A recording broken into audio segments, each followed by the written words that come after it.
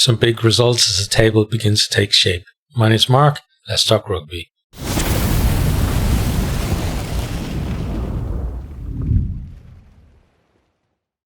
Another exciting round of the URC. We had some close games, some not so close games, and a couple of the big guns, getting turned over as well. So something for everyone really from last week or the weekend just gone games. So I'm going to start with the Friday night games. First up, Ulster 36, Ospreys 12. So McCormack, he finds McCann in the line-out. Ospreys initially doing pretty well to hold it up, but then the backs come in for Ulster and over them all goes. McCann is the scorer. Then Ulster, they come forward again. Good carry from Izuchukwu, recycled. Good hands as they go wide, and then Stockdale has an easy run in as they get him away out wide. Then Aidan Morgan hits a sweet kick right into the corner. Ulster's maul making ground, and again backs in there to help, but Kieran Hardy comes in from the side. We have a TMO check, penalty try, and he gets a yellow card. He's in the bin.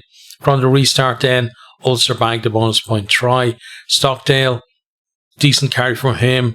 I think it was either Tom O'Toole or O'Sullivan goes through a gap, offload to Morgan, quickly out then to Lowry, and then Stockdale takes it over for his second.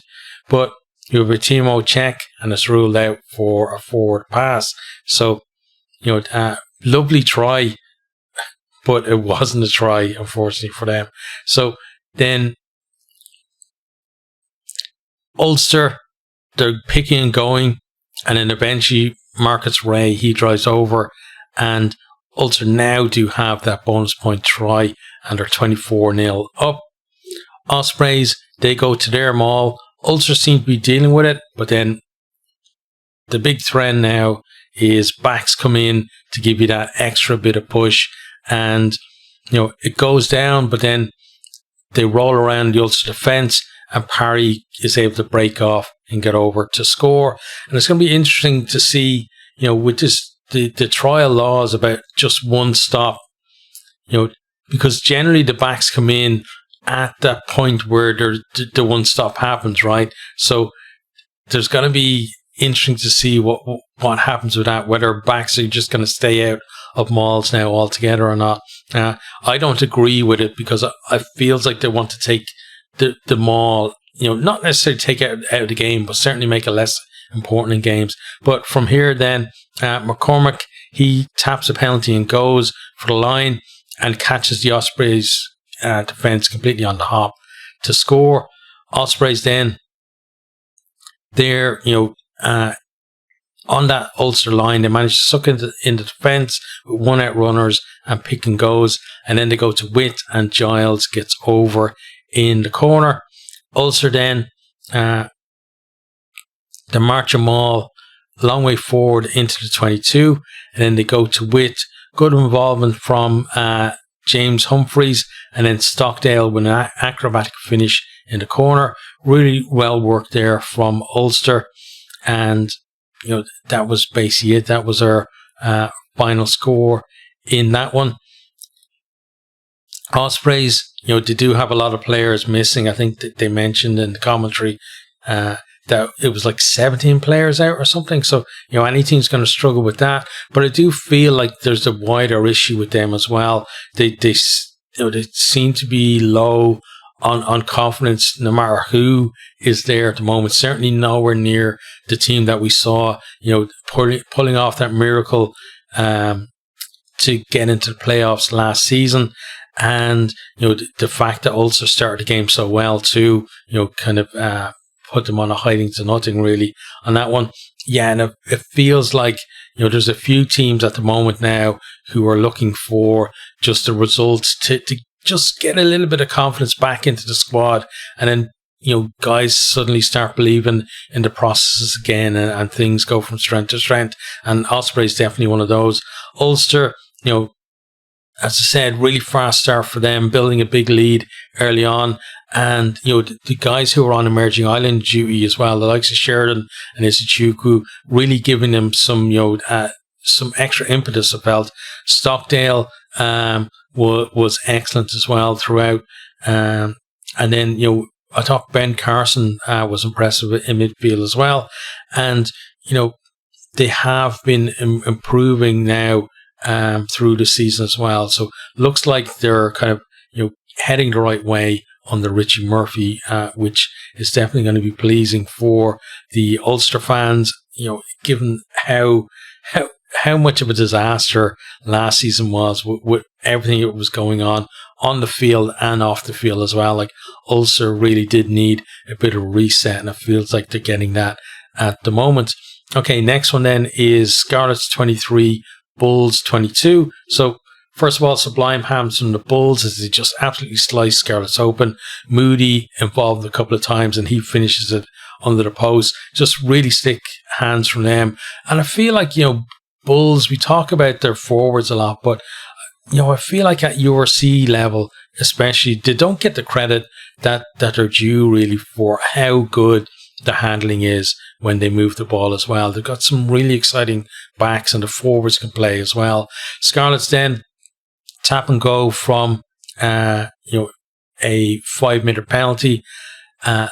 Lousy with a decent carry. Then MacLeod kind of, he's getting tackled, but then he kind of twists in through the tackle, while he's kind of horizontal, and manages to force his way over to tie things up.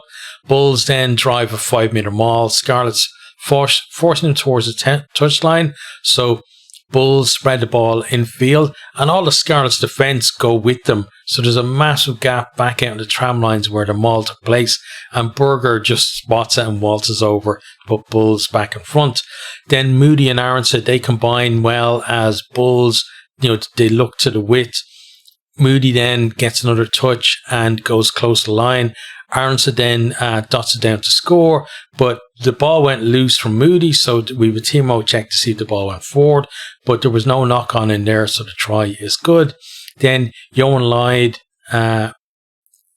he slots a penalty just to keep Scarlets, not too far behind. I think at that stage it's 19-10, so just 9 points behind then. And then he just sells a lovely dummy on the edge of the 22 before offloading to Blair Murray, who rides a couple of tackles to get over to score. Just great strength from him to finish that. Bulls then make an absolute mess of a line out 10 metres out, but still managed to break. And Hanacombe, almost gets over. I didn't see, in the highlights, it didn't show what actually happened, but I'm pretty sure he was held just short. And then Bulls do get themselves a penalty with Chamberlain lands. And then not too long after that, Lloyd puts one over for Scarlets, and it's 22-18 Bulls just ahead. Scarlets then managed to steal a Bulls line out 5 metres out from the Bulls line. They're looking to carry it, close to the line, but the whistle goes. You have a TMO check for a high hit from Grobbelaar, and they decide, that it's high and there's no mitigation, so it's a red card. And honestly, I think like a year ago, maybe that's the right call, but you have to look at it, I think, in the context of the decisions that we've seen in the URC this season. And I think a yellow probably would have been appropriate there. I think Bulls can feel a little hard done by there. Normally, I have to say, most of the time I agree with referees on cards and stuff like that. And this one was a bit borderline, but, I feel like, again, if you look at the decisions that have been made in a lot of the other URC games, you could have seen mitigation in that, maybe, a little bit of change in height. We've seen ones like that pretty much given as yellow cards rather than red. And again, I think a year ago absolutely would have been a red, but there seems to be more, onus on the referees now, or the officials as a team, to look for mitigation and not give as many red cards. I don't think that's necessarily a good thing, because we're trying to stamp out these high hits, and I think red cards is the way to go. And it's one of the things that I'm dreading, this 20-minute red card thing, because that's going to make things even more confusing. So not looking forward to that at all. But as I said,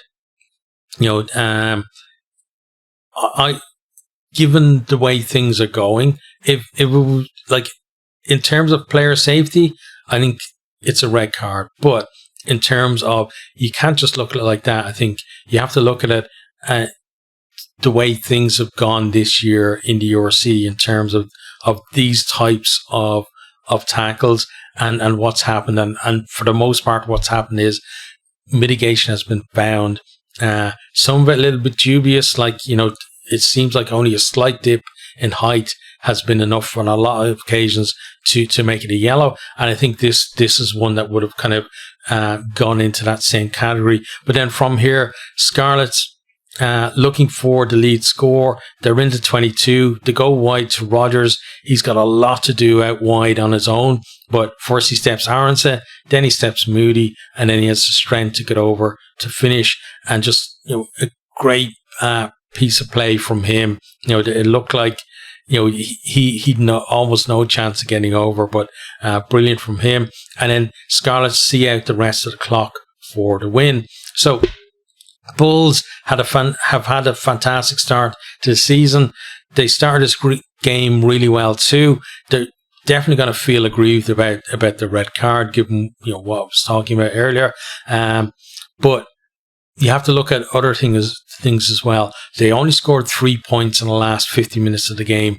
And, for a team as good as the Bulls, and remember, they got the red card, I think, with 13 minutes on the clock.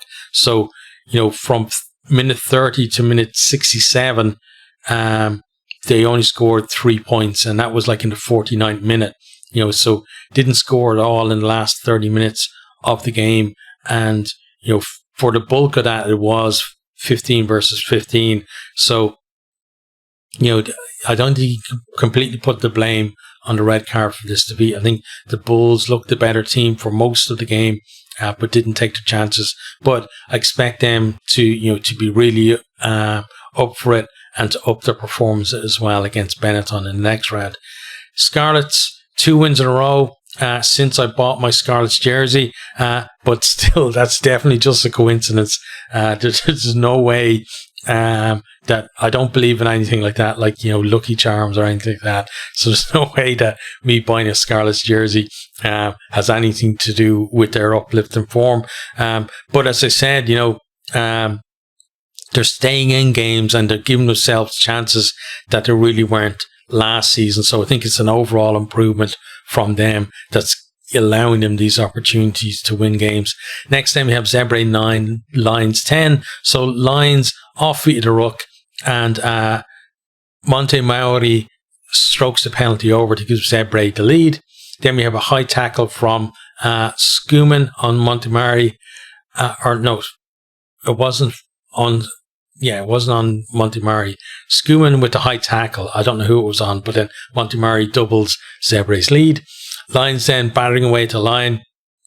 They then go wide, and Van der Merwe goes over in the corner. Really nice footwork for him, to give him that little bit of extra time and space to be able to finish there in the corner as well. Nahamba lands a touchline conversion, and in the end, like that, was very important given it was such a tight game. He then misses a much easier kick from the tee, with a penalty on the stroke of half time. But Lions still leading 7 points to 6. Then he makes amends for that in the second half by landing another penalty, and it's 10-6, Lions ahead. Zebre then, they're camped on the Lions line. Great defence from the Lions, keeping them out, despite successive big carries, trying to force their way over. Nahamba then intercepts as Zebre were looking to go wide, but then we come back for a penalty, and then we're at 10 points to 9 at that stage then when they popped that over. Zebre then in possession with a clock in the red and looking to get in position for a drop goal or space for a try. And I think they were caught in two minds really, because they're on the edge of the 22. It looks like, nobody's dropping back into the pocket for the drop goal, and that would have been, you know, the obvious thing to do, I think. But instead they go wide, and then Jesse gets swamped, and he kind of gets forced into touch, but also loses the ball at the same time. But either way, you know, that's the end of the game. Dogged defense from the Lions there as well. So Zebre, again, showing that they're no longer a gimme victory when they play in Parma. Losing bonus point, well deserved from them, and really feel like they might knock one or two more teams over home this season. Lions, been very impressive this year. Didn't have the free-flowing, high-scoring performance today that we've seen in their, you know, a lot of their other victories this year, but they dug in for the win, and that's the kind of grit that's going to be important, I think, later in the season for them as well. Next time we have Sharks 28, Glasgow 24. So wearing another new jersey for me, luckily, another like Sharks jersey. So I said I was able to get a South African jersey. I'm not sure why only the Sharks is available from the UK outlet that I got it from. Maybe it's to do with the fact that they won the Challenge Cup last year, or maybe someone ordered the wrong Sharks jersey, trying, like, maybe getting in the stock of sale jerseys, but they actually got these ones instead. But wherever happened, I'm very happy. I like this jersey. I like the white one more than the black one, honestly. So I'm happy with this, and you know, it makes its debut as they get their second win of the season against the defending champions as well. So, nice time for it to come out, I think. So, in this one, Hendrickson, penalty from 40-odd meters gives the Sharks the lead. Real threat.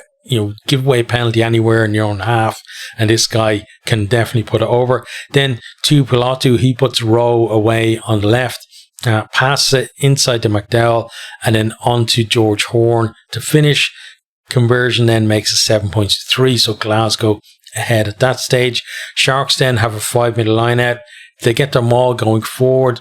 It splinters, but they're looking, looks like they're actually going to get over the line, because they definitely have the numbers on the Glasgow defenders, but Glasgow do really well to stop them short. But then it's recycled inside a few times, and Khaleesi gets over to score. Fassi then with a quick tap penalty a few meters out, and he scores for the Sharks. And one of those ones where Glasgow's defence just switched off for a second, and he's over to score. Then we have lovely hands across the line from Glasgow, and then kicked back inside for Horn, who gathers to score, and really well worked try. And it was kind of, I think, was it Rowe out on the wing? I think, like, with a lovely kind of outside of the boot kick inside from as well. Sharks then making ground at 22. Good carries from Etzebeth and Buthelezi. Glasgow get over the ball to win a penalty, but then we have a Timo check, and it's a high tackle from Brown on Buthelezi in that carry, and he gets a yellow card. Again, if you look at that compared to Grobbelaar, I don't see much difference between them in terms of, why is this a yellow, not a red? And again, that's going to be the big debate, especially with this, now we're going to have yellow 20-minute red card and actual red card as well. Those dividing lines are going to be so thin. But penalty for the Sharks stretches their lead out to 21 points to 12. Then with nice hands from the Sharks on the left. Mapimpi then puts a grubber back inside for Grant Williams to gather and score. And very similar to Horn's second try as well. Ball to width, then the kick back inside, and the scrum half is there on the end of it to score. Then we have 1 minute left on the clock. And, at this stage, Sharks definitely have the game won, and Glasgow are just nowhere, but their maul just absolutely steams over the line. Darge is the score, then clock in the red, and McDowell just glides through a gap deceptively quick, like just through a gap up the middle, and running it from around their own 22. He finds Rowe out wide, who hands off a would-be tackler, draws the cover, and then pops an offload for Johnny Matthews to score the bonus point try and claim a losing bonus point for Glasgow as well. So 2 points gained in that one score there, and it really was a nice flowing, really well worked try from Glasgow there, and it's what we've come to expect from them. So Sharks, 2 wins from 4, better start than they made last season, but it's a star-studded team, and they deserve this win over the defending champions as well, and hopefully we're going to see more from the Sharks this year in the URC. Glasgow looked like they were going to get nothing at all out of the game with just a couple of minutes to go. Then to score 2 tries in the final 2 minutes to get themselves up 2 match point is just the measure of this team, the heights that they've gone to now compared to other seasons. Next then we have Stormers 34, Munster 19. So Munster on attack in the 22, Crowley overruns Burns' pass, and then he tries to keep the move going with an offload that really wasn't on, and Hartzenberg intercepts and goes the length to score. Crowley then with a nice kick to space in the Stormers 22. Daly charges down Willems's attempted clearance. Zass does really well to get over and cover, but Munster counter ruck and Farrell is over to score to tie it up. On Clark then, he's on for Scannell, finds his man in the line out. Maul set up well. They roll, and Stormers defence can't keep them out. Clark is the scorer for that one. Stormers then, they go off the top of the line out to Unison.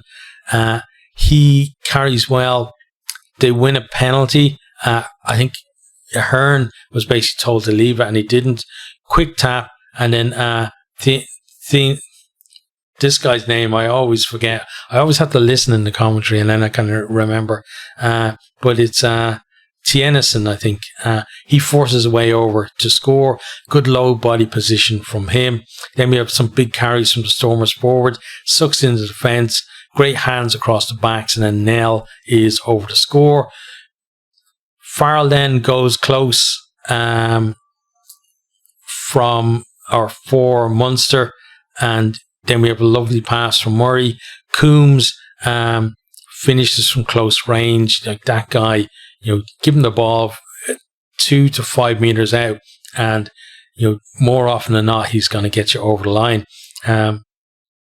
But that's as close then as Munster come, like the 2 points back at that point, 21 points to 19. Then we have a penalty to Stormers.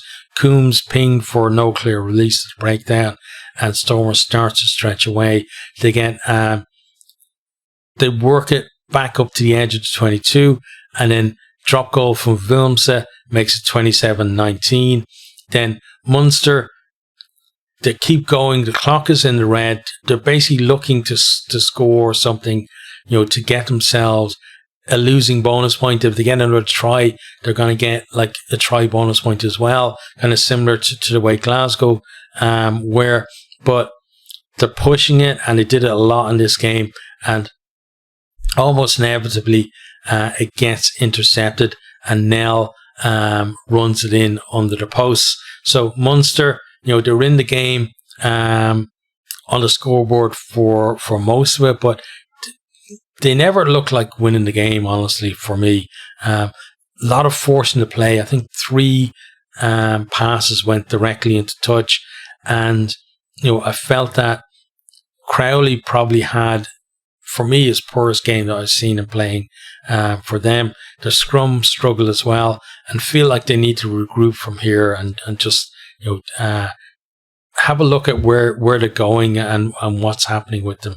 Stormers combined a dominant scrum, really strong carries in the forward, really aggressive defence, lovely passing in the backs, and a really well-deserved bonus point win for them as well. And they're starting to climb the table, now, but they do need to get a little more consistency, I think, in their play and their results. Next time we have Edinburgh 27, Cardiff 8. So early penalty from Thompson puts Edinburgh ahead. Cardiff then, they drive them all to line out, suck in the defence. They go wide, and Young finishes it off in the corner. From the restart then, we have a TMO check. Mason Grady sat down Gilchrist with a carry, but it's actually the Edinburgh man who goes to the bin because of a high hit shoulder to head, and he came off much worse in the collision actually. Young then goes to the bin for a hit on Harrison, so for about a minute I think we're at 14 each. Early in the second half then, Cardiff still down to 14, Edinburgh on the line, they go wide to Duhan van der Merwe and he finishes acrobatically in the corner. One of those ones where, you know, he's basically like vertical and finishes with his legs way up in the air. Like, it was a decent attempt at the covering tackle. I think it was a win it, but still just really brilliant finish from him. Edinburgh then pile the backs into a maul before Skuman peels off and forces his way over to score. Watson then, he snipes from a ruck, finds Ali Price, just about holds onto the ball, and basically it was one of those ones where it was slipping, but he kind of caught it on his thigh, and then he gives a nice over the top pass to Darcy Graham, who finishes in the corner, and Edinburgh now in complete control at this stage. McNally then, he goes to the bin for final 10 minutes. He made basically early contact. Edinburgh were looking to drive a line-out maul, but he came, you know, a bit too enthusiastic to try and stop their momentum, comes in early, and Cardiff were on the team warning, so he's the guy that goes to the bin. Then Evan Lloyd overthrows a 5-metre defensive line-out, and Ashman collects it and flops over to score the bonus point try for Edinburgh. So Edinburgh, you know, beginning to get their act together after a pretty dismal first 3 rounds for them, looking much slicker, and the pack is having you know, more positive impact for them as well. Cardiff kind of going in the other direction. Feels like they're another one that need results to get some confidence back into their squad. Okay, next is Connacht 12, Leinster 33. So Leinster strike from a 5-metre line out. It was claimed, and then Deegan comes around on the peel. Strong carries from the forwards, including Culhane, close to the line, and then Jamie Osborne is over to score.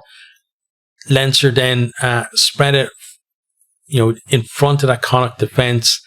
Sneyman with an offload from the deck to Frawley, and then out wide to Turner, and he goes over in the corner. Connacht then make good meters in the maul, and it does splinter, but then Aki goes close, and then Sean O'Brien gets over to score for them. Leinster goes to the corner from the penalty. Deegan claims the line out. Good carry from Ringrose. They spread the ball. Another decent carry, and the ball then gets knocked through the legs of Gibson Park, but Sneyman picks it up and then goes over to score from that, and then he does a celebration, basically like shake. He had the ball in one hand, and he's just like shaking like that, like, oh look, it stuck or whatever, and then he uses his boot to actually pry it off, like just you know, I thought it was a nice celebration from him. Leinster then, long period in at Connacht 22. Decent defence from Connacht, but Leinster just keep on coming. Then a bounce pass from Byrne finds Deegan, and he does well to finish under pressure from O'Connor. Cal Ford then manages to break the line, and he's got the pace to finish under the post, and it's 26-12 at that point.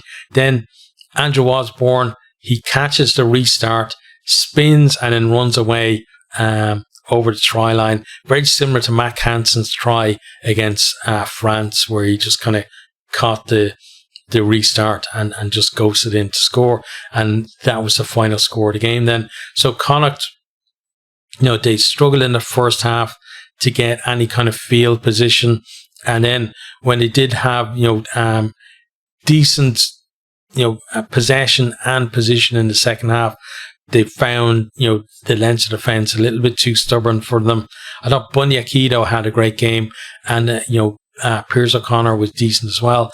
Heffernan, you know, looking good as well, and that's kind of good for him in the context of where Ireland are with their with their hookers at the moment, with so many out injured. But no real cutting the edge from Connacht, and need to look to bounce back from this as well. Leinster, another quick start. They got the points on the board, creating a lot of opportunities.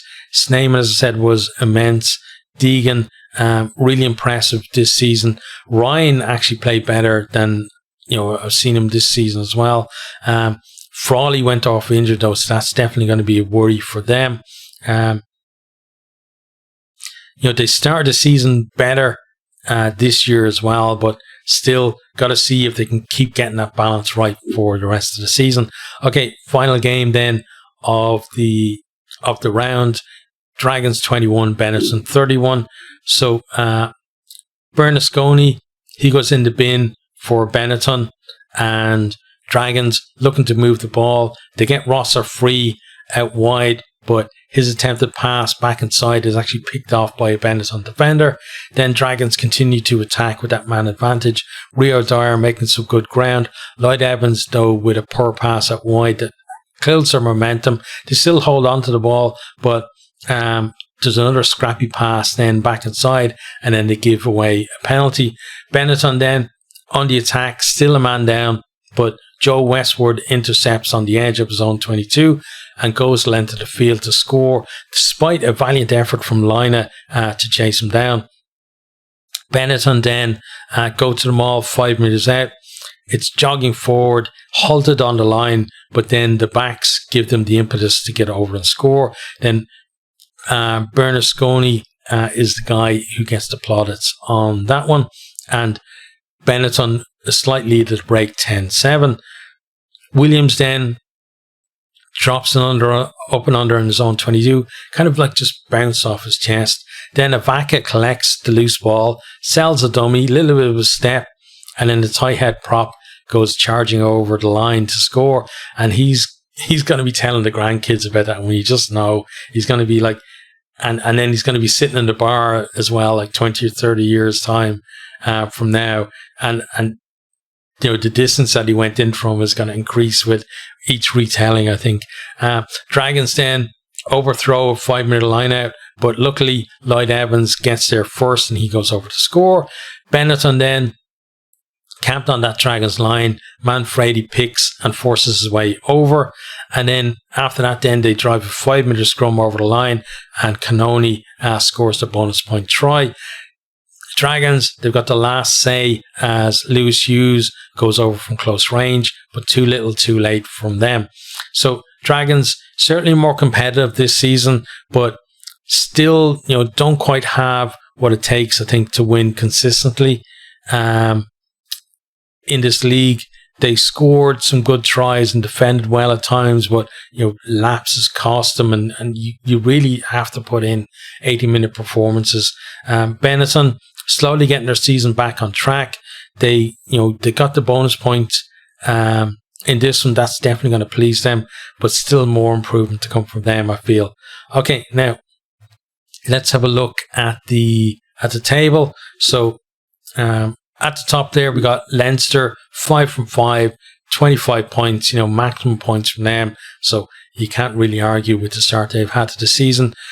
The Lions, bit of a surprise package, given what we've seen from the previous in the URC. 4 from 4 for them, sitting in second place on 18 points. Glasgow, same amount of points, down in third, but they've had 2 defeats so far this season. Bulls then in fourth place there with after that loss there, surprise loss really for them, on 15 points. Ulster then climbing up to fifth, on 15 points as well. So they'll want to kind of keep in touch with that group up there. From not last season, but seasons before that, they're used to being up there at the pointy end of the table. Edinburgh then, as I said, recovering, working their way back up the table. They're in sixth place now. 2 wins for them really has kind of turned the season around, but they've got to keep it going. They're in sixth on 13 points. Connacht, up and down as they almost always are, in 7th on 13 points. Then Benetton, another team, kind of recovering from a poor start, rounding out the top 8 there on 12 points. Cardiff had a very good start to the season, won their first 2 games, but now they've lost 3 on the trot. So they've got to find a win from somewhere. They're dropping down the table at the moment, 9th now at 12 points, but lose again next time, and it's gonna be a big drop for them, I feel. Next we have Scarlets. Again, nothing to do with why Scarlets won, getting that jersey or whatever, but they've had won the last 2 now and climbed up to 11th place, so fair play to them. But you look at the record, like they've got 2 wins and a draw, and they're still like not in the top 8. When you look, there are teams with 2 wins and 3 losses up there as well. So shows like maybe gonna get a few more bonus points on the board. Then Munster down in 11th place now after that defeat to the Stormers on 11 points. And the Stormers breathing down their neck now on 12th on 10 points. They're another team recovering from not the best start to the season. Same for the Sharks as well, in 13th on 10 points. Dragons, again, look more competitive this season, and they've got 7 points, which isn't too bad, given the points tally that they had at the end of last season. But gotta keep that going. They can't be like last season, and it goes for Zebre as well in 15th on 7 points. They can't be like last season where the bulk of their points were scored in these first few rounds. Got to be able to consistently be putting points on the board. And then Ospreys, surprise package last year and this year now, very surprised that they're at the foot of the table. Just the 1 win for them and 6 match points as well. Okay, so that's our look at round 5. I did cover 3 of the games as well, so that they're like extended reviews of the Ulster Ospreys game, the Connacht Leinster game, and the Stormers Munster game. So if you want, go and check them out on the channel. We'll have our preview coming probably on Thursday for the weekend's games as well. But from me, that's it for now. Post your thoughts down in the comments, and I'll catch you guys on the next one.